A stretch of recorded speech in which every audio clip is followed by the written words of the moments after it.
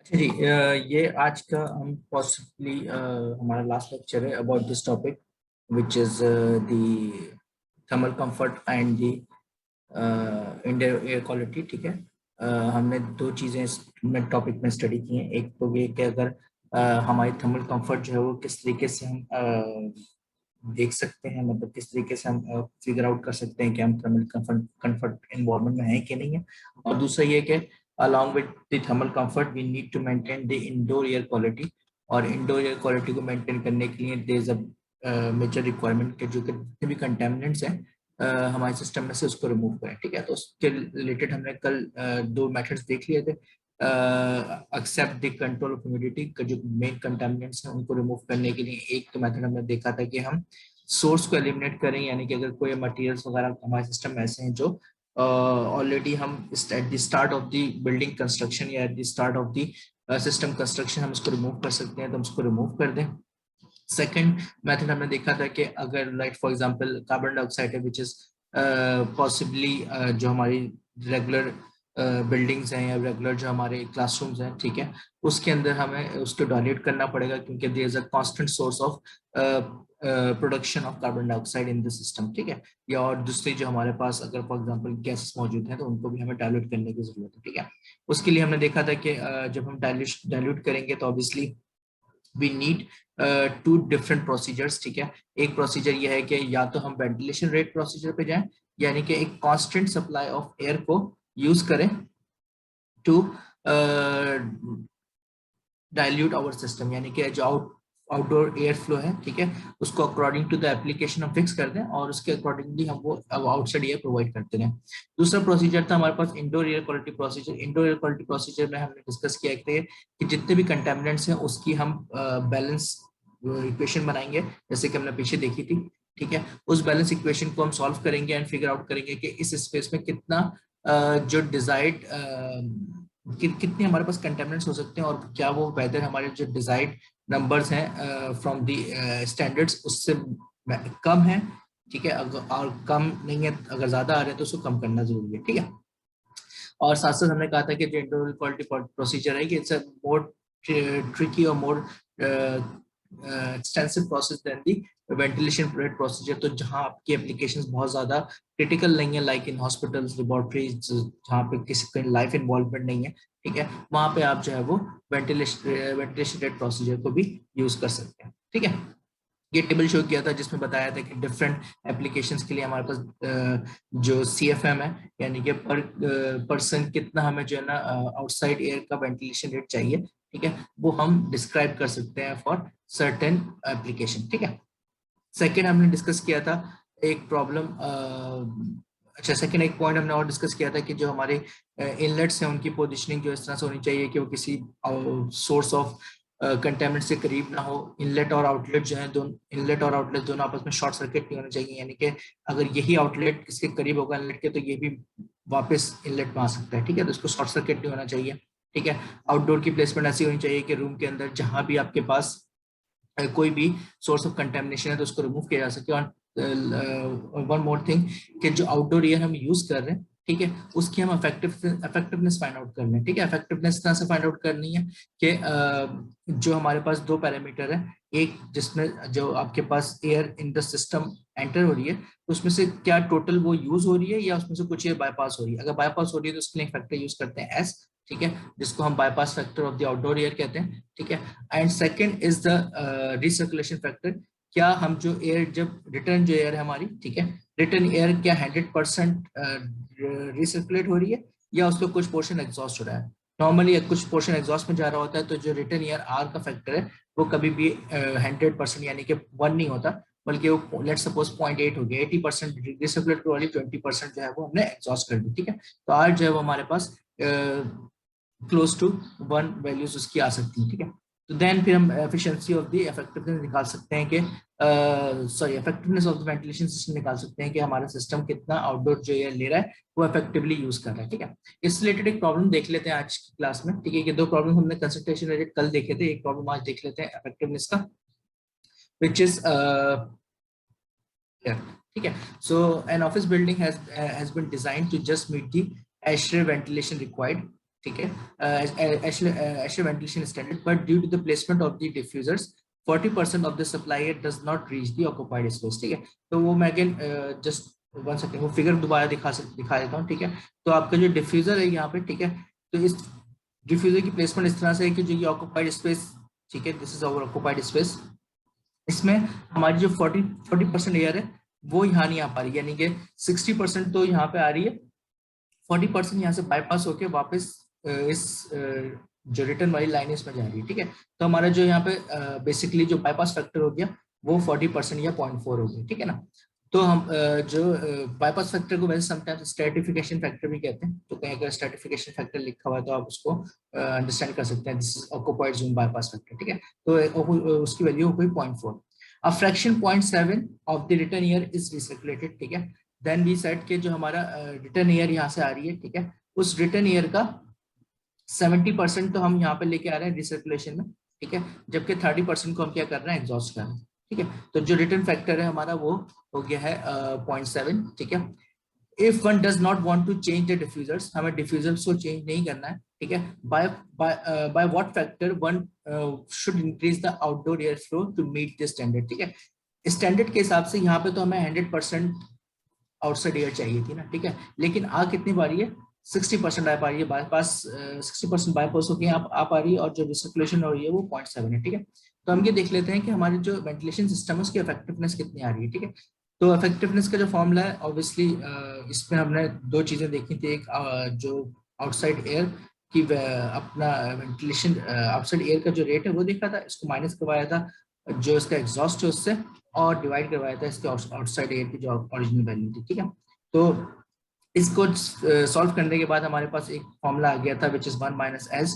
ठीक है, 1 minus S is stratification factor, और नीचे आ गया था 1 माइनस आर एस, आर जो है वो रिसर्कुलेशन है और एस जो है वो अगेन बाईपास फैक्टर है। ठीक है, सब्सटीट्यूट करेंगे इसको। ठीक है, तो ये हमारे पास वैल्यू आ जाती है अराउंड 0.833। ठीक है, तो अब ये 0.833 जो है this is something which is saying कि आपका जो वेंटिलेशन सिस्टम है, ठीक है, वो और जो आउटसाइड एयर यूज कर रहा है वो 83% यूज हो रही है। ठीक है, यानी कि 80% इफेक्टिव है वो सिस्टम। अगेन हमारे पास जो है इसको वैल्यू होनी चाहिए थी, वो हमें रिक्वायरमेंट थी 1 की। ठीक है, तो हम क्या करेंगे, अब इस चीज को रेसिप्रोकल करके देख लेंगे कि हम अपनी जो एयर फ्लो है उसको कितना इंक्रीज करें। ठीक है, एयर फ्लो अगर फॉर एग्जांपल पहले हमारे पास 10 मीटर क्यूब पर सेकेंड था, ठीक है, तो हमें कितना करना पड़ेगा, इसको 1.2 से मल्टीप्लाई कर लें। ठीक है, टाइम सॉरी, ठीक है, तो 12 मीटर क्यूब पर सेकेंड अगर हमारे पास एयर इनिशियली आएगी, ठीक है, तो देन उस पॉइंट पे फिर हमारे पास जो डिजायर्ड स्टैंडर्ड है वो मीट हो जाएगा। ठीक है, क्योंकि अभी हम 83% जो है वो यूज कर पा रहे हैं। ठीक है, तो हमें अपनी जो इनिशियल सप्लाई है आउटडोर एयर की उसको इंक्रीज करना पड़ेगा। ठीक है, ताकि हमारी जो इफेक्टिवनेस है सिस्टम की वो उसको उसको कंसिडर करते हुए हम अपना जो स्टैंडर्ड है उसको मीट कर लें। ठीक है, तो देखिए इसमें इस चैप्टर में बहुत सारी चीजें ऐसी हैं जो हमने मतलब कैलकुलेशन वाइज जो है बहुत लेंथी नहीं है। ठीक है, तो जो इसके प्रॉब्लम्स होंगे ऑब्वियसली वो शॉर्ट प्रॉब्लम्स हो सकते हैं या कोई एमसीक्यू टाइप से हो सकते हैं। ठीक है, तो उसी के लिहाज से हम क्वेश्चन बनाएंगे। ऑब्वियसली इसमें एक लाइन की अगर कोई कैलकुलेशन है तो इसमें ऑब्वियसली आपको कोई मेजर प्रॉब्लम नहीं होगा, इसके लिए शॉर्ट प्रॉब्लम्स होंगे या 4-5 शॉर्ट प्रॉब्लम बनके एक मेजर प्रॉब्लम बन सकता है। ठीक है, all right, so these were two methods. There's one more, there are two other methods. One is the space area distribution. ठीक है, space area distribution is very simple. ठीक है, उसमें हम ये बात कर रहे हैं कि अगर हमारे पास जो सोर्स ऑफ कंटेमिनेंट है, ठीक है, अगर सोर्स ऑफ कंटेमिनेंट किसी एक जगह पे लिमिटेड है, ठीक है, तो हम क्या करें कि इंस्टेड ऑफ जो कंटेमिनेंट्स अगर एक जगह पे लिमिटेड है और अगर हम रेगुलर सप्लाई करेंगे एयर की, तो क्या होगा, वो पूरे रूम के अंदर मिक्स हो जाएगी। ठीक है, या पूरे जो हमारा ऑक्युपाइड स्पेसेस के अंदर मिक्स हो जाएगी। ठीक है, तो इस कंडीशन को अवॉइड करने के लिए एक टर्म यूज करते हैं डिस्प्लेसमेंट वेंटिलेशन की। ठीक है, अब डिस्प्लेसमेंट वेंटिलेशन क्या है कि हमारे पास इसमें जो आपकी इंडोर सप्लाई है उसको प्लेस किया जाता है टुवर्ड्स द ग्राउंड। ठीक है, ग्राउंड के तरफ जो है आपकी सप्लाई प्लेस की जा रही है। ठीक है, और इसकी जो वेलोसिटी है वो रिलेटिवली लो है। ठीक है, अच्छा, अब ये जो आपके पास कोल्ड एयर यहाँ से आ रही है, ठीक है, ये कोल्ड एयर आपके जो सोर्स है उसके साथ आके इंटरेक्ट करेगी, ठीक है। ऑब्वियस लेट सपोज कि अगर ये कोई यहाँ पे हीटिंग एलिमेंट मौजूद है, यानी कि कोई भी आप बॉडी हीट रिलीज कर रही होगी, ठीक है, तो ये जब कोल्ड एयर इसके साथ आके आएगी तो यहाँ पे क्या होगा, इसका टेम्परेचर इंक्रीज करेगा। और ये नो कि जब टेम्परेचर इंक्रीज करेगा तो because of the temperature gain, ठीक है, जो हॉट एयर है वो फिर ऊपर की तरफ मूव करेगी, ठीक है।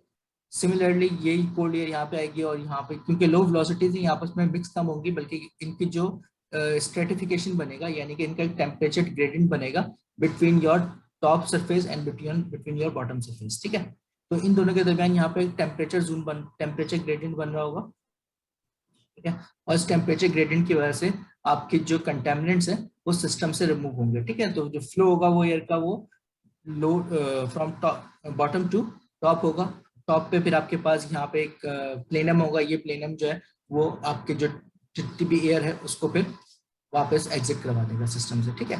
तो दिस इज रिलेटिवली सिंपल जो आपके स्पेस एयर डिस्ट्रीब्यूशन जो कहलाती है, यानी कि आप जो है वो एयर को जो है वो इस टेम्परेचर ग्रेडियंट जिसका जनरेट कर रहे हो, ताकि आपके जो कंटेमिनेंट्स हैं, ठीक है, विद इन दी इन्वायरमेंट वो मिक्स ना हो, ठीक है, बल्कि एक वर्टिकल जो है वो हमारे पास डिस्प्लेसमेंट बन जाए, एक वर्टिकल जो है हमारे पास ग्रेडियंट बन जाए, उससे वो चीज रिमूव हो जाए, ठीक है।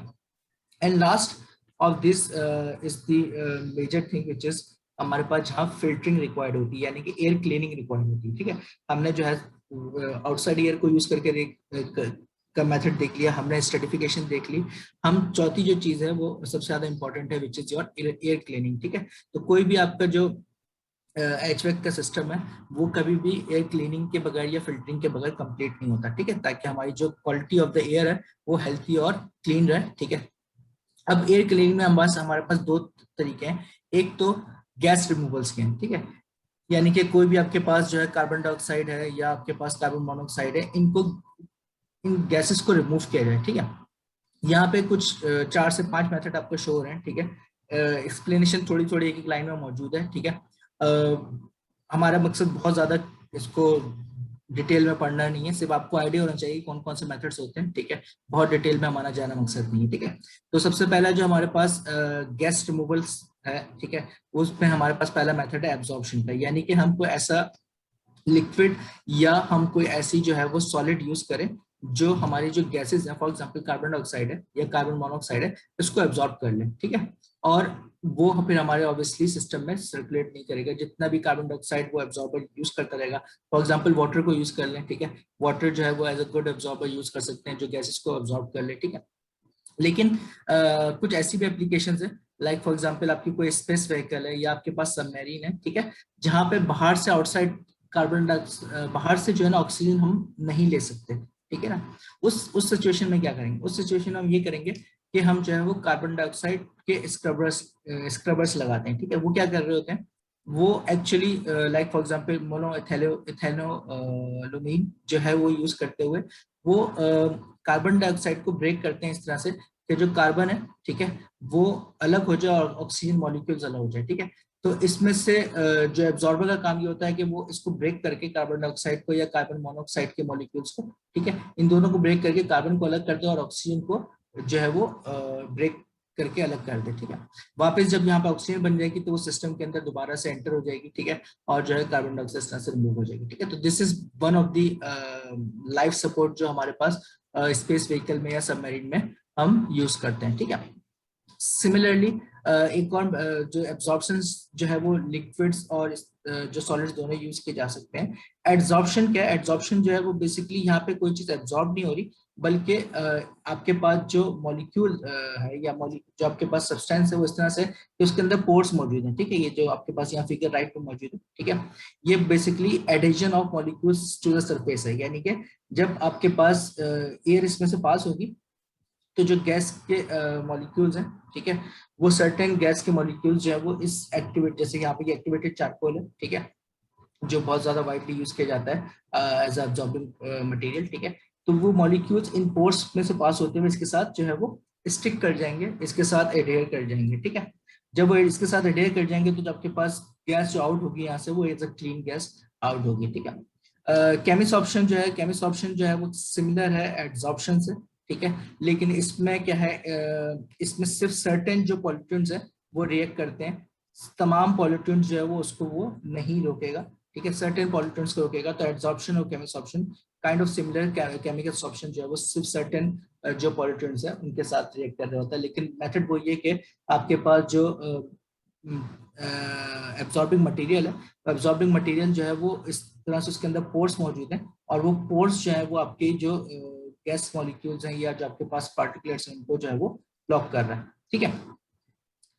Last two which are the catalytic combustion और ऑटो मास्किंग, ठीक है। कैटेलिक कंबशन में यूजुअली हम एक काइंड कैटलिस्ट ऐड करते हैं विद इन द सिस्टम, जो आपकी जो गैस है उसको लो टेम्परेचर्स पे बर्न कर देता है, ठीक है।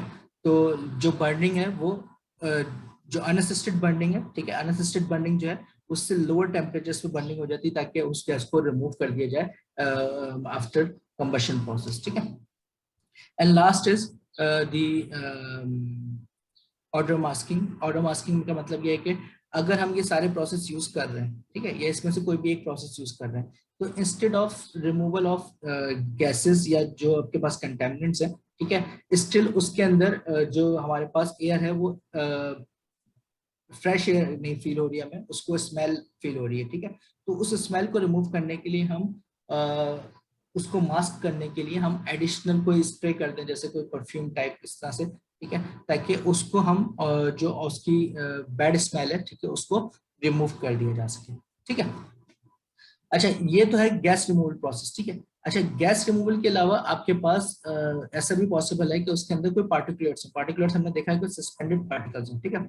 अब सस्पेंडेड पार्टिकल्स के लिए जैसे कि बहुत कॉमन इसकी एग्जांपल जो हमारे घर के जो एयर कंडीशनिंग है उसमें जो स्प्लिट यूनिट्स लगे होते हैं, ठीक है, उन स्प्लिट यूनिट्स के अंदर हमारे पास फिल्टर्स होते हैं, ठीक है। अब वो फिल्टर्स जो है, फिल्टर्स ऑब्वियसली डस्ट को जो है वो रिमूव कर रहे होते हैं फ्रॉम दी एयर जो हम बाहर जो इनटेक कर रहे हैं, ठीक है। अब उसका ऑब्वियसली उसमें डस्ट कॉमन यूज है, लेकिन इसके साथ साथ और भी जो हमारे पास डिफरेंट टाइप्स के पार्टिकुलेट्स हैं वो उनको रिमूव कर रहा होता है, वायरसेस हैं, बैक्टीरियाज हैं, स्मोक है, ठीक है। Depending on the type of filter, depending on the application, आप different type of filters install कर सकते हैं, ठीक है। तो जो इम्पोर्टेंट क्या है, जो पार्टिकुलेट हम यूज कर रहे हैं, पार्टिकुलेट्स यानी कि जो भी सस्पेंडेड पार्टिकल है विद इन योर एयर, ठीक है, उसकी साइजिंग यानी कि किस साइज और शेप के आपके पास पार्टिकुलेट्स मौजूद हैं, ठीक है। लार्ज पार्टिकुलेट्स को आपने रिमूव करना है या स्मॉल पार्टिकल्स को रिमूव करना है, ठीक है। इसकी स्पेसिफिक ग्रेविटी क्या होगी, कितने हैवी होंगे वो, ठीक है। कंसंट्रेशन कितनी है, ठीक है, यानी कि बहुत ज्यादा लाइट, बहुत ज्यादा डस्टी एनवायरनमेंट नहीं है, बहुत ज्यादा डस्टी एनवायरनमेंट है, उसके अकॉर्डिंग भी आप सिलेक्ट कर सकते हैं, ठीक है। और इलेक्ट्रिकल प्रॉपर्टीज, इलेक्ट्रिक प्रॉपर्टीज से क्या काम है, इलेक्ट्रिकल प्रॉपर्टीज से काम ये है कि कुछ जो है हमारे पास जो फिल्टर्स होते हैं वो इलेक्ट्रॉनिक फिल्टर्स भी होते हैं, ठीक है। वो इलेक्ट्रॉनिक फिल्टर्स उसको चार्ज कर देते हैं पार्टिकल्स को, और वो फिर दूसरी सरफेस के साथ जाके स्टिक कर जाते हैं, ठीक है। तो इसलिए उसकी इलेक्ट्रिकल प्रॉपर्टीज भी रिक्वायर्ड है, ठीक है। तो ये तो हो गए आपके पास पार्टिकल्स की रिक्वायर्ड प्रॉपर्टीज, ठीक है। अच्छा, सेकेंड इंपॉर्टेंट फैक्टर क्या है कि जो आपके पास कॉस्ट ऑफ द फिल्टर है, ठीक है, वो डिपेंड कर रही होती है साइज ऑफ द पार्टिकल्स। अगर आपने फॉर एग्जांपल इस तरह का एक पार्टिकल जो है उसको रिमूव करना है जिसका साइज जो है लेट सपोज हम माइक्रोमीटर्स में देख रहे हैं, ठीक है। तो लेट सपोज ये 40 माइक्रोमीटर्स का जो है वो पार्टिकल है, ठीक है। अब ये 40 माइक्रोमीटर्स का पार्टिकल है तो इसको रिमूव करना रिलेटिवली ईजी है, जबकि अगर मेरे पास 0.1 माइक्रोमीटर का इस तरह का छोटा पार्टिकल हो उसको रिमूव करना जो है वो ज्यादा कॉस्टली है, क्योंकि उसके लिए आपको जो है ना एक फाइन फिल्टर लगाना पड़ेगा, ठीक है। और वो फाइन फिल्टर की ऑब्वियसली कुछ ना कुछ आपको कॉस्ट बेयर करनी पड़ेगी, not in terms of installation बल्कि उसके प्रोसेसिंग में, क्योंकि वो जो फाइन फिल्टर होगा वो प्रेशर ड्रॉप ज्यादा जनरेट करेगा, ठीक है। So will increase the size as the size of the particles decrease होगा, ठीक है, तो कॉस्ट उतनी ज्यादा इंक्रीज कर जाएगी, ठीक है। तो साइज ऑफ पार्टिकल जैसे जैसे जो है वो डिक्रीज करता जाएगा, ठीक है, जो कॉस्ट ऑफ द फिल्टरिंग है, ठीक है, वो फिर इंक्रीज करती जाएगी, ठीक है। तीन इसमें इंपॉर्टेंट प्रॉपर्टीज होती हैं जो हम फिल्टर्स की देख रहे होते हैं। एक उसकी एफिशिएंसी, ठीक है, यानी कि the ability to remove particulate matter, air flow resistance जैसे कि मैंने एक्सप्लेन किया, जितना ज्यादा फाइन फिल्टर यूज करेंगे, ठीक है, उतना ज्यादा प्रेशर ड्रॉप जनरेट होगा, ठीक है। अब प्रेशर ड्रॉप जनरेट होगा तो आप लोग सबके सब जो है वो फ्लूइड मैकेनिक्स पढ़ चुके हैं, ठीक है। जितना ज्यादा flow flow sorry pressure drop generate होगा, उतना ज्यादा बड़ा आपको फैन इंस्टॉलेशन करनी पड़ेगी ताकि वो एयर को फ्लो करवा सके उसके से सिस्टम से, ठीक है ना। तो फ्लो रेट को जो है ये अफेक्ट करेगा जितना ज्यादा आपके पास एयर फ्लो प्रेशर ड्रॉप होगा, ठीक है। And third is dust holding capacity, यानी कि जो आपका फिल्टर है, ठीक है, वो विदाउट एनी एफिशिएंसी ड्रॉप कितनी जो है वो डस्ट कलेक्ट कर सकता है, ठीक है, और उसकी एफिशिएंसी किस पॉइंट पे जाके जो है वो ड्रॉप होना शुरू हो जाएगी, ठीक है। अच्छा, राइट हैंड साइड पे हमने जो है जस्ट ठीक है, तो यहाँ पे हमने अगर इसको समराइज करें इस वाली स्लाइड को, ठीक है, तो इस स्लाइड पे हमारे पास दो हमने फैक्टर्स देखे। ये वाले जो फैक्टर्स हैं, ये जो पार्टिकुलेट्स हैं उनकी बेसिकली जो अगर साइजिंग है वो किस तरह से इम्पैक्ट करती होती है कौन कौन से फैक्टर्स के ऊपर, ठीक है। और ये है कि जो फिल्टर है, फिल्टर की जो है वो प्रॉपर्टीज क्या होनी चाहिए, ठीक है ना, फिल्टर की प्रॉपर्टीज क्या होनी चाहिए, ठीक है। ऑब्वियसली यहाँ पे आपको जो है वो चार डिफरेंट हमने जो है वो फिल्टर्स है उनका एफिशिएंसी दिखाई हुई है, ठीक है ना। ये उसकी ग्रेविमेट्रिक एफिशिएंसी है कि नहीं, कितने पार्टिकल्स को रिमूव कर रहा है, ठीक है। यहाँ पे चार जो फिल्टर्स हैं, यहाँ पे M2, M15, M100 and M200, ठीक है, ये हम एक प्रॉब्लम में भी यूज करेंगे, ठीक है। तो इसमें से इन चारों फिल्टर्स में से जो सबसे ज्यादा इंपॉर्टेंट है, ठीक है, वो हमारे पास है M200, ठीक है। M200 का मतलब ये, लेट सपोज एक फिल्टर मेरे पास यहाँ पे मौजूद है इस तरह से, ठीक है, और मैं यहाँ पे 100,000 पार्टिकल जो है वो एज अ सैंपल इस फिल्टर से पास करता हूँ, ठीक है। तो अगर एग्जिट पे मेरे पास 500 आ रहे हैं या ठीक है, तो जो रेशो होगा वो इस तरह से बन जाएगा कि इनलेट पे पार्टिकल्स उनको मैंने मेजर कर लिया, जो आउटलेट पे पार्टिकल्स हैं, ठीक है, उनको मेजर कर लिया, 5,000 होगा, ठीक है। तो ये हो जाएगा हमारे पास, ठीक है, 100/5, तो ये आपके पास कितना होंगे 20, ठीक है। सो 200 आ रहा है, आई गेस 500 होना चाहिए, ठीक है। तो ये आपके पास यहाँ पे 500 पार्टिकल्स आने चाहिए, ठीक है। तो 200 का मतलब है कि आपकी जो एफिशिएंसी है सिस्टम की वो बहुत ज्यादा हाई है, ठीक है। इस यानी कि जो इसका साइज है वो इतना ज्यादा फाइन है कि जो एग्जिट पे सिर्फ 500 पार्टिकल्स को अलाउ कर रहा है और बाकी सबको जो है वो रिमूव कर रहा है, ठीक है। तो यू कैन सी कि जो इसकी एफिशिएंसी है, ठीक है, वो बहुत हाई है, ठीक है। नॉट ओनली एफिशिएंसी हाई जो है वो सिर्फ और सिर्फ यहाँ पे ये जो है ना आपको ये रेंज शो कर रहा है पार्टिकल्स की, ये आपने देख लो 0 से 5 माइक्रोमीटर्स, ठीक है। उसके बाद यहाँ से जो है सेकंड रेंज है 5 से 10 माइक्रोमीटर्स, ठीक है। ये जो है वो 10 से 20 है, ठीक है, दिस इज 10 to 20, और फॉलोइंग ऑन 20, 40 और 40, 80 हो जाएगा, ठीक है। तो ये जो रेंज ऑफ पार्टिकल्स है, यानी कि ये यहाँ से 0 से 5 माइक्रोमीटर्स के पार्टिकल को भी ये 99% जो है वो रिमूव कर रहा है, ठीक है ना। इसकी एफिशिएंसी 99% है 0 से 5, जबकि अगर मैं M2 वाला फिल्टर रहता हूँ, M2 का फिल्टर का मतलब क्या होगा, अगर मेरे पार्टिकल्स मैंने 100,000 पार्टिकल्स यहाँ से पास किए तो एग्जिट पे मेरे पास 50,000 जो है एग्जिस्ट मिल रहा है, ठीक है।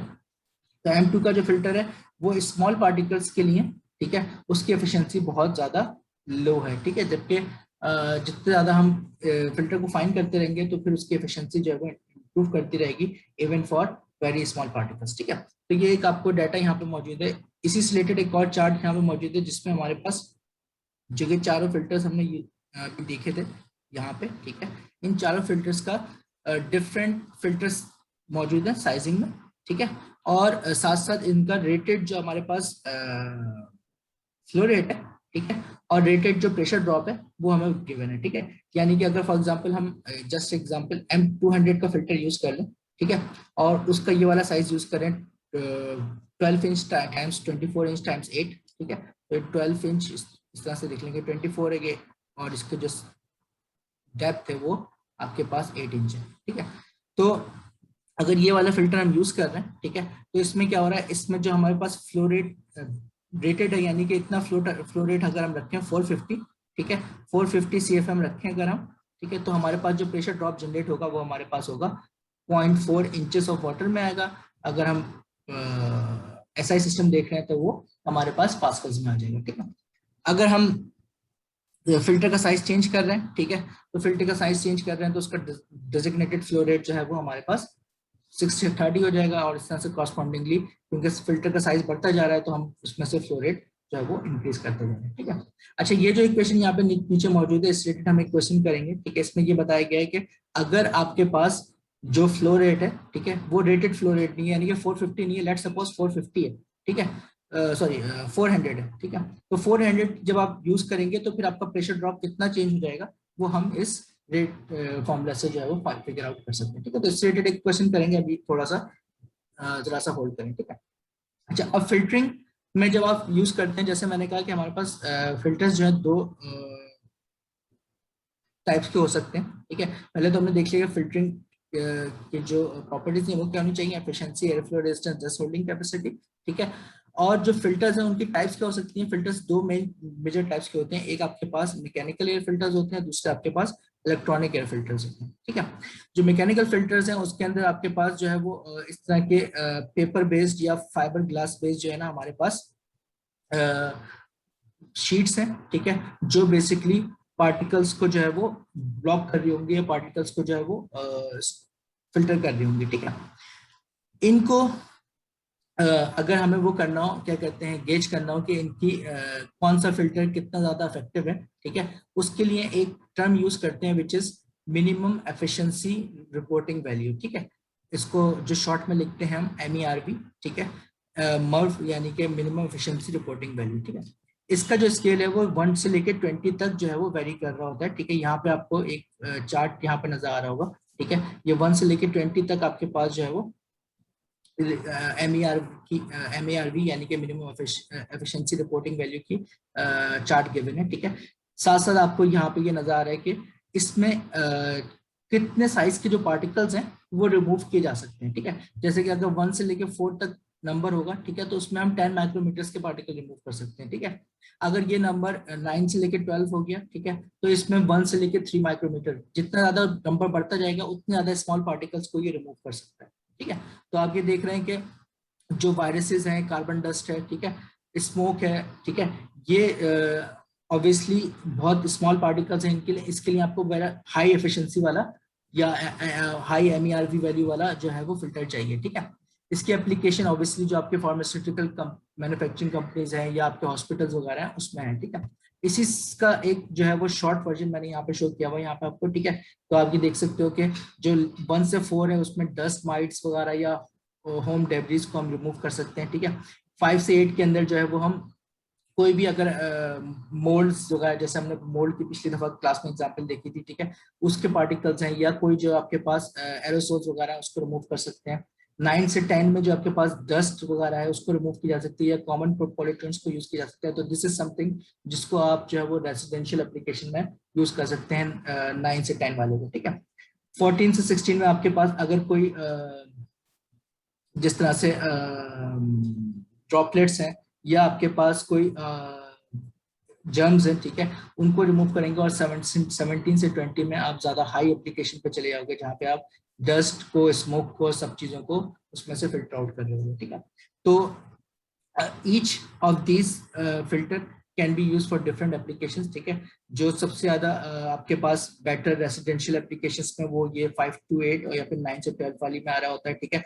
हॉस्पिटल्स वगैरह में ये आपके पास जो है जैसे कि यहाँ बताया अगर 13 to 16 वाला यूज कर सकते हैं, और इससे ज्यादा हाई क्वालिटी पे जाना है फिर 17 से 20 हम यूज कर सकते हैं, ठीक है। जो हाई क्वालिटी वाले फिल्टर्स हैं या हाई एफिशिएंसी वाले फिल्टर्स हैं उनको समटाइम्स कुछ टेक्स्ट में हम जो है वो high efficiency particulate air filter भी कहते हैं, ठीक है, HEPA, या फिर ultra low particle particulate air filter, ठीक है, अल्फा इस तरह से, ठीक है। तो ultra low particulate air filter या आपके पास high efficiency particulate air filter, ये दो आपके पास एप्लीकेशन जो हम यूज भी करते हैं और दूसरे हाई एप्लीकेशंस के लिए, ठीक है। अच्छा, इलेक्ट्रॉनिक एयर क्लीनर क्या है? इलेक्ट्रॉनिक एयर क्लीनर्स में हमारे पास जो है बेसिकली इंस्टेड ऑफ इस तरह से कोई फाइबर मटेरियल यूज करें, ठीक है, जैसा कि आप ये मैं भी बताता हूँ कि इंटरसेप्शन और इम्पैक्ट क्या है, ठीक है। इस तरह से कोई हर मटेरियल एप्लीकेशन सॉरी इस तरह कोई फाइबर मटेरियल यूज करने के बाद हम क्या कर रहे होते हैं, वहां पे हम पार्टिकल्स को चार्ज कर देते हैं, ठीक है। जैसे कि यहाँ पे आप देख रहे हो, ठीक है, यहाँ पे हमने क्या किया, पार्टिकल्स को आयनाइज कर दिया, ठीक है, यानी कि इलेक्ट्रिसिटी फील्ड के थ्रू इन पार्टिकल्स को चार्ज कर दिया, ठीक है। अब ये सॉलिड पार्टिकल जब चार्ज होगा, ठीक है, तो क्या होगा, जैसे जैसे वो ये जो प्लेट्स हैं सेकंड वाली की नेगेटिव साइड्स की प्लेट है, ठीक है। प्लीज यार ये किसी का माइक जो है वो उमर आपका बेटा। तो यहाँ पे जो आपके पास पार्टिकल्स हैं, ठीक है, वो जब यहाँ पे चार्ज हो जाएंगे प्लस साइन उनको ऐड हो जाएगी, ठीक है। तो जब वो इस प्लेट्स के थ्रू से पास होंगे, ठीक है, तो यहाँ पे क्या होंगे, वो उनको नेगेटिव साइन मिलेगी, तो वो इस प्लेट के साथ जो है वो स्टिक कर लेंगे, ठीक है। तो जो आपके पास इलेक्ट्रॉनिक एयर फिल्टर्स हैं, ठीक है, उनका में जो है वो इस तरह से आयनाइजेशन का प्रोसेस होता है, ठीक है। आयनाइज करते हैं और फिर आयनाइज करने के बाद आप उसको प्लेट के साथ अट्रैक्ट करवाते हैं, ठीक है। तो इसमें दो हमारे पास होते हैं, एक होता है अपने पास आयन जनरेटर होता है, ठीक है, और दूसरा हमारे पास इलेक्ट्रॉनिक प्रेसिपिटेटर होता है, ठीक है। Ion generator is relatively cheaper, और उसका जो फंक्शन है वो क्या है कि हमने सिर्फ आयनाइज कर दिया पार्टिकल को, ठीक है, और उसके बाद उसको छोड़ दिया, वो फिर क्या करेगा, वो रूम में जितनी भी वॉल्स हैं, ठीक है, उनकी सरफेसेस के साथ जाके स्टिक कर जाएगा, ठीक है। जबकि जो इलेक्ट्रॉनिक प्रेसिपिटेटर है, उस इलेक्ट्रॉनिक प्रेसिपिटेटर में बेसिकली हम सिस्टम के अंदर ही जो है वो फिर नेगेटिव चार्ज जो प्लेट्स हैं वो लगा देते हैं। अगर हमने पॉजिटिवली चार्ज किया है पार्टिकल्स को, तो नेगेटिव चार्ज प्लेट लगाते हैं, ताकि वो वहीं पर ही जो है वो उनके साथ जो है वो अट्रैक्ट हो जाए, और हम जो है वो पार्टिकल्स को रिमूव कर सकें, ठीक है। तो इलेक्ट्रॉनिक एयर फिल्टरिंग में फिर हमें जो है वो आयनाइजेशन करनी पड़ती है, देयरफॉर हमने जो पहले यहाँ पे बात की थी अबाउट दी इलेक्ट्रिकल प्रॉपर्टीज, वहां पे हम उसको जो है वो डिस्कस इसलिए किया था कि आपको फिर आयनाइजेशन में हेल्प करता है, ठीक है। अच्छा, 2 स्लाइड्स एंड देन 1 क्वेश्चन, ठीक है। तो जो बेसिकली हमारे पास फिल्टरिंग में जो वो वाला प्रोसेस कर रहे होते हैं यहाँ पे मैकेनिकल एयर फिल्टर्स में, ठीक है। इस मैकेनिकल एयर फिल्टर में जो हमारे पास पार्टिकल रिमूव होते हैं, ठीक है, उसमें 3 to 4 डिफरेंट हमारे पास मैकेनिज्म हो सकते हैं, ठीक है। पहला मैकेनिज्म है स्ट्रेनिंग का, ठीक है। स्ट्रेनिंग क्या है, स्ट्रेनिंग के इस तरह से है कि हमारे पास जो यहाँ ये क्या, ये समझ लो आपके थ्रेड्स हैं, जो आपके जो ब्लू है, ठीक है, ये 2 थ्रेड्स हैं ऑफ योर जो आपने फिल्टरिंग मैकेनिज्म यूज किया, ठीक है ना। जैसे इस तरह से आप समझ लो कि ये विभिन्न जो है वो हमारे पास जो है ना वो जिस तरह से कपड़ा होता है ना, इस तरह से थ्रेड्स मौजूद है उसकी, ठीक है, और इसमें से पार्टिकल जो पास हो रहा है, ठीक है।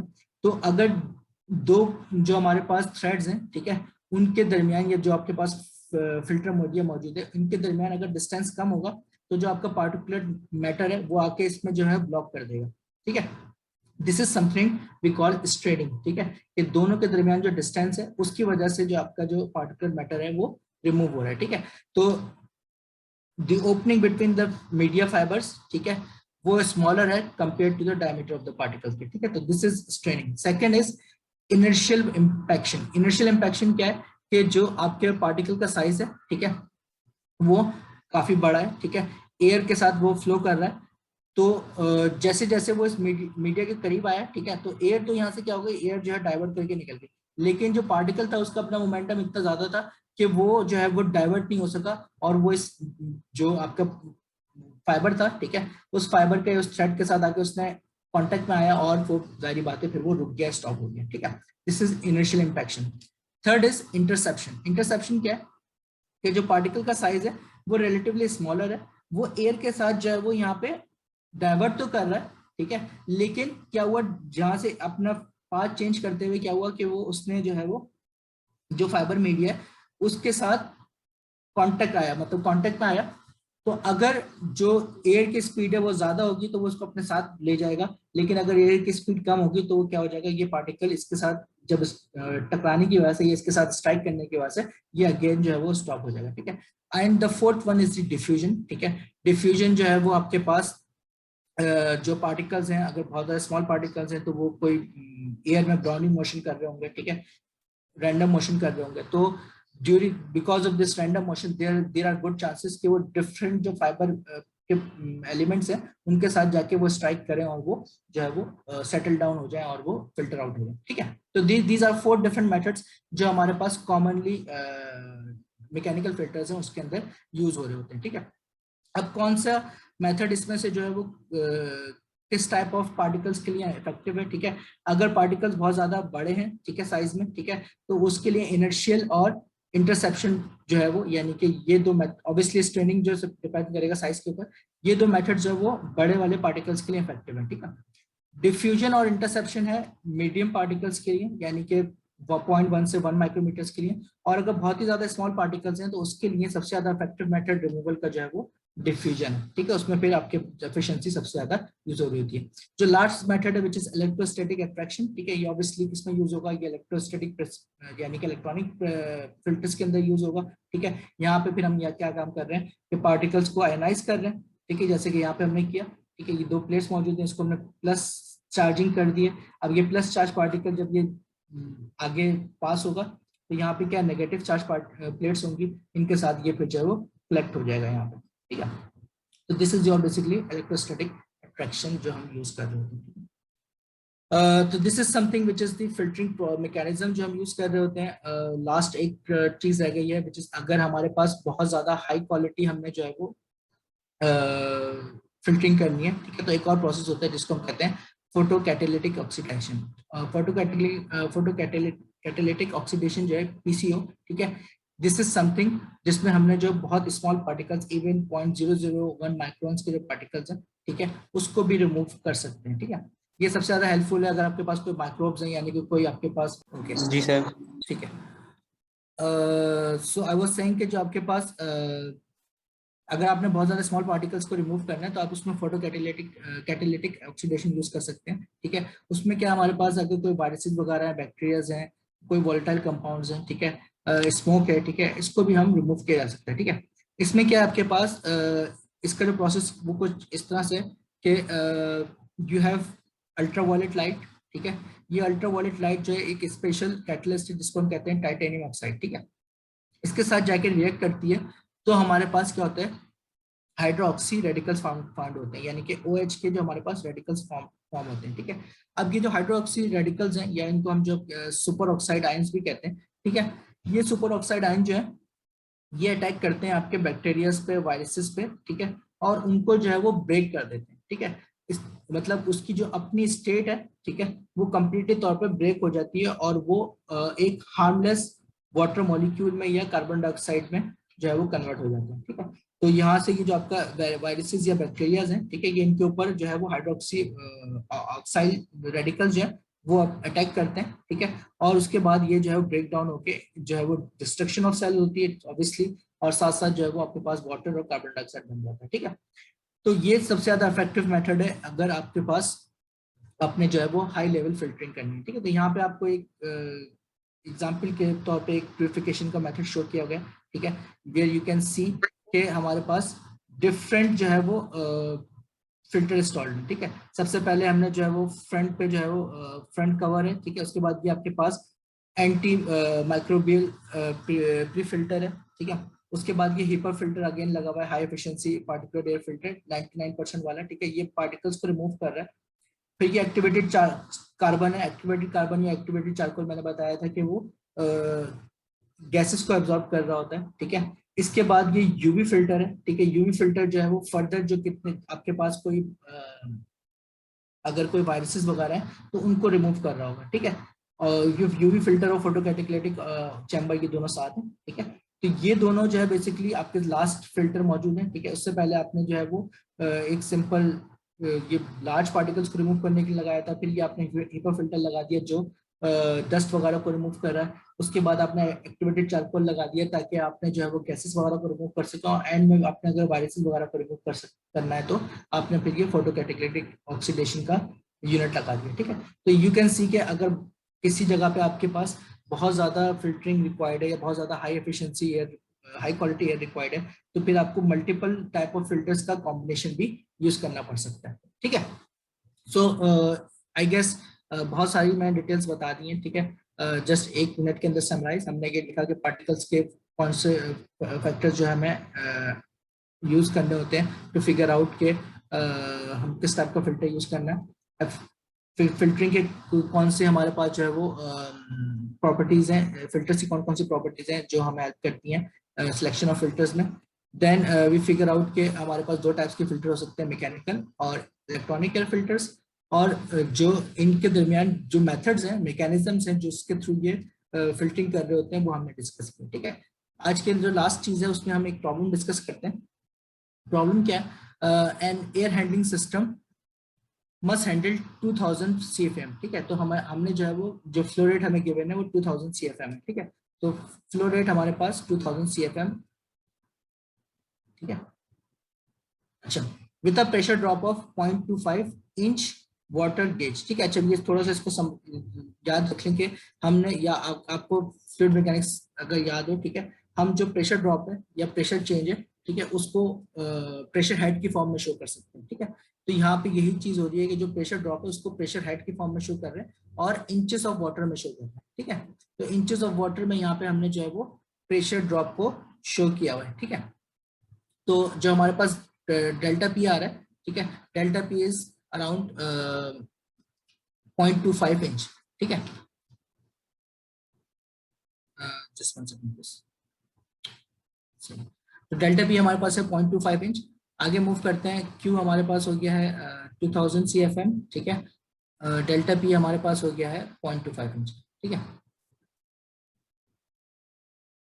तो ये हमें फिल्टर का जो प्रेशर ड्रॉप चाहिए, ये हमारे पास इतना CFM मौजूद है। The depth of the filter needs to be 8 inches. ठीक है, तो हम ही बता रहे हैं कि जो हमारा फिल्टर है, ठीक है, उसकी जो डेप्थ है, यानी कि ये जो अगर फ्लो फ्लो अगर यहाँ से आ रहा है, ठीक है, तो इस डेप्थ को जो है वो 8 इंचेस से ज्यादा नहीं होना चाहिए। ठीक है, select a filter system that will have a gravimetric efficiency of at least 95%। ठीक है, यानी कि जो आपके जो पार्टिकुलेट्स हैं, ठीक है, उनको 95% तक रिमूव कर दे of the size 0 to 5 micrometres. ठीक है, यानी कि 0 से 5 माइक्रोमीटर्स के जो पार्टिकल्स हैं, ठीक है, उसको वो 95% तक रिमूव कर दे। ठीक है, also calculate filter face velocity. ठीक है, अच्छा, अब इसको थोड़ा सा जो हमारे पास दो, हमने अभी एक टेबल देखा है और एक चार्ट देखा है, उसके थ्रू सॉल्व कर सकते हैं। ठीक है, पहली चीज तो हम ये वाला पॉइंट पे जरा फोकस करते हैं कि हमने जो है वो 95% पार्टिकल्स को रिमूव करना है और उसका जो साइजिंग है 0 to 5 माइक्रोमीटर होनी चाहिए। ठीक है, तो ये जो हमने यहाँ पे चार्ट देखा था, इसके अंदर 0 से 5 माइक्रोमीटर्स के जो पार्टिकल्स हैं, ठीक है, वो यहाँ पे आपके पास आ रहे हैं। ठीक है, ये 0 से 5 माइक्रोमीटर्स के पार्टिकल्स मौजूद है। ठीक है, और इसमें जो है हमने 95% एफिशिएंसी चाहिए। अब 95% जो एफिशिएंसी है 0 से 5 की, वो आपके पास, ठीक है, अगर मैं 0 से 5 चाहिए, ये वाली अगर मैं 15 वाला यूज करूंगा तो 15 वाली की एफिशिएंसी कितनी आ रही है?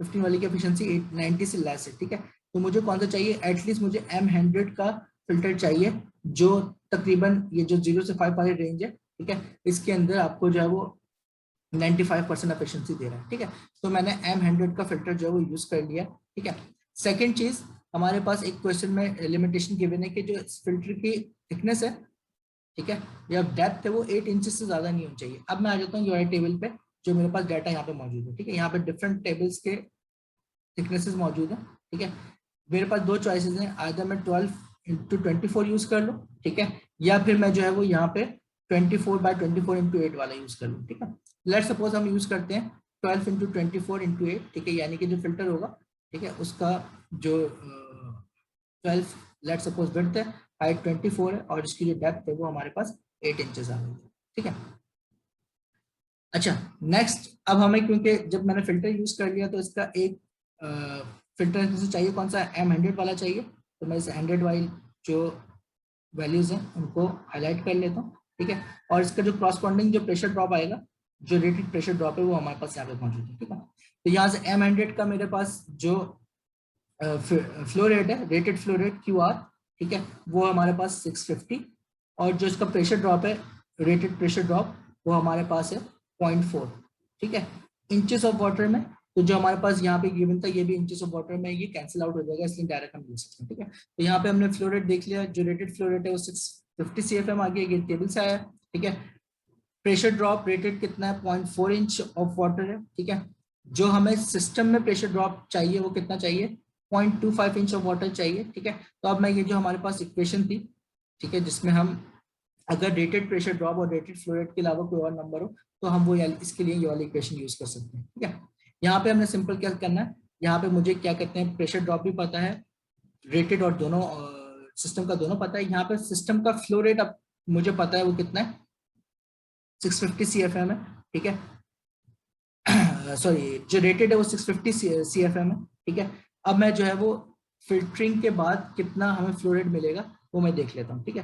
तो फिल्टरिंग के बाद जो मुझे पास 1 यूनिट में फ्लो रेट बन रहा है, तो वो कितना बन रहा है, इसको मैं रीअरेंज करता हूँ तो ये हो जाएगा delta P over delta P R, ठीक है। और इसके साथ साथ ये अंडर रूट में आ जाएगा, ठीक है ना, क्योंकि इस साइड पे आएगा तो मुझे अंडर रूट लेना पड़ेगा ताकि मैं क्यू पर यूनिट निकाल सकूँ, ठीक है। ये जो आ जाएगा हमारे पास क्यू पर यूनिट आ जाएगा, ठीक है। तो 0.25 ओवर 0.4 ये हमने यहाँ से सब्स्टिट्यूट कर दिया, ठीक है। दोनों की यूनिट सेम है तो कोई कन्वर्जन की रिक्वायरमेंट नहीं है। और इस तरह से जो रेटेड हमारे पास फ्लो रेट है वो 650 आ गया, ठीक है। तो जो पर यूनिट हमारे पास CFM बन रहा है, यानी कि एक फिल्टर जो है हमें, ठीक है, 514 CFM पर यूनिट दे रहा है, यानी कि इतना फ्लो रेट पास कर सकता है एक फिल्टर, ठीक है। तो हमारे पास कितना हमें चाहिए, हमें चाहिए 2000 CFM यूज करना है, ठीक है। तो 2000 CFM के लिए सिंपल क्या हो जाएगा, जो total number of filter units हो जाएंगे वो कितना हो जाएंगे 2000, क्यों टोटल जो है ओवर पर यूनिट हमारे पास कितना आ रहा है 514, ठीक है। डिवाइड करवा लेंगे, हमारे पास अराउंड 4 फिल्टर्स या 4 मॉड्यूल्स हमें चाहिए होंगे ताकि हम 2000 CFM को जो है वो फिल्टर कर सकें विद 8 इंच फिल्टर, जिसकी एफिशिएंसी जो है वो 95% यहाँ पे एग्जिस्ट कर रही है, ठीक है। अच्छा, फिल्टर फेस वेलोसिटी क्या है, फिल्टर फेस वेलोसिटी हमारे पास ऑब्वियसली ये चारों फिल्टर्स ऑब्वियसली किसमें लगे होंगे, सीरीज में लगे होंगे, सॉरी पैरेलल में लगे होंगे, ठीक है। तो अब फ्लो जा रहा होगा इसके परपेंडिकुलर आ रहा होगा, ठीक है। तो फ्लो रेट को हमने मल्टीप्लाई डिवाइड करवाना है, ठीक है, उसके एरिया से, ठीक है। तो फ्लो रेट हमारे पास कितना हो गया 2000, टोटल फ्लो रेट हमारे पास 2000 CFM है, ठीक है। एरिया कितना हो जाएगा, एक फिल्टर जो है उसका एरिया हमारे पास है जो हमने सेलेक्ट किया है 12 इंटू 24 इंटू 8, ठीक है। 12 क्या इंचेस के अंदर है, ठीक है। तो फिट में मैं कन्वर्ट कर लूंगा तो उसका साइज क्या हो जाएगा 1 इंटू 2 हो जाएगा, ठीक है ना। थिकनेस को तो हम कंसिडर नहीं कर रहे, थिकनेस तो थर्ड डायमेंशन है आपकी, ठीक है। थिकनेस हमारी थर्ड डायमेंशन, उसका हमें नहीं करना, हमें सिर्फ ये वाला साइज चाहिए। एक का साइज है 12 इंच, ये जो है 24 है, ठीक है। तो ये फिट में हो जाएगा, ये 2 फिट हो जाएगा, ठीक है। और ये वाला जो हो जाएगा 1 फिट हो जाएगा, ठीक है। तो 1/2 फिट के, ठीक है, 1/2 फिट का एक आपका मॉड्यूल है। टोटल मॉड्यूल्स कितने 4 हैं, ठीक है। तो 4 से इसको मल्टीप्लाई करवा लेंगे, ठीक है। तो टोटल जो फ्लो रेट है, ठीक है, उसको हमने टोटल एरिया से डिवाइड करवा दिया, तो हमारे पास जो फिल्टर से वेलोसिटी आ रही है फेस पे वो हमें पता चल जाएगी, यानी कि कितने वेलोसिटी से फ्लो इसमें से कर रहा है, ठीक है। तो आज के लिए डन है, बस एक जस्ट लास्ट चीज रह गई है। सेकंड क्वेश्चन बिल्कुल सिमिलर है इसके, ठीक है। सेकंड क्वेश्चन में आपके पास फिल्टर आपको ऑलरेडी बता दिया गया है कि M200 का फिल्टर है, ठीक है। उसका साइजिंग जो है ये आपके पास मीटर्स के अंदर मौजूद है, ये आपको यहाँ से नजर आ रहा है कि ये मीटर्स के अंदर साइजिंग मौजूद है, ठीक है। फ्लो रेट हमें 0.4 मीटर क्यूब डिजाइड है, ठीक है। और प्रेशर ड्रॉप हमने जो है वो निकालना है, ठीक है। तो प्रेशर ड्रॉप हम निकालने के लिए पहले हम रेटेड प्रेशर ड्रॉप यहाँ से पता कर लेंगे। इसका रेटेड प्रेशर ड्रॉप जो है वो M200 का, और साइज के हमारे पास 0.6 इंटू 0.2, ठीक है। तो 0.6 टाइम्स 0.6 इंटू 0.2 ये वाला है जो, ठीक है। इसका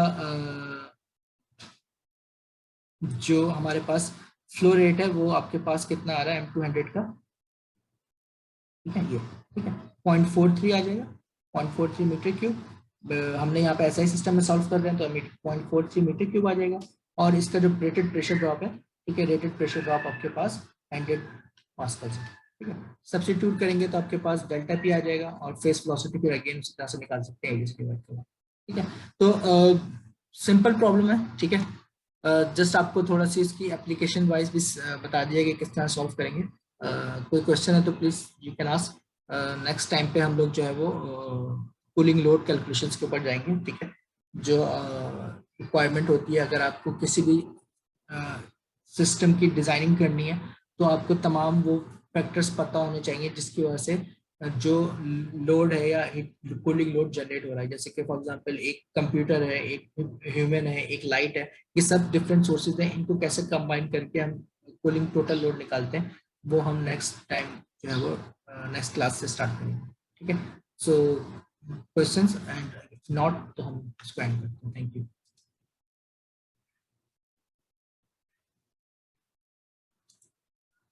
ठीक है जी, कैसे आपके पास नहीं क्वेश्चन तो मैं स्टार्ट, ठीक है। अल्लाह हाफिज़।